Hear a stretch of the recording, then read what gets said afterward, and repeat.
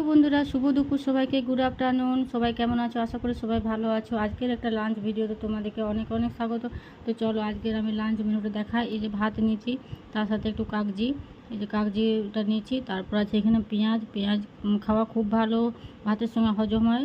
আর এইটা হচ্ছে বাঁধাকপির তরকারি, মাছের মাথা দিয়ে বাঁধাকপির তরকারি। ঠিক আছে, এই যে দেখছো মাছের মাথা দিয়ে বাঁধাকপির তরকারি। আর এইখানে আছে একটু শাক ভাজা, এইটা আছে পিঠা ভাজা।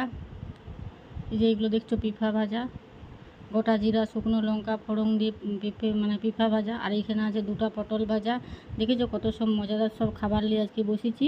আর এইখানে আছে কুলের আচার, এই যে কুলের আচার নিচে একটু। আর এইখানে দেখো, এটা হচ্ছে টমেটোর চাটনি, বিলাতির টক।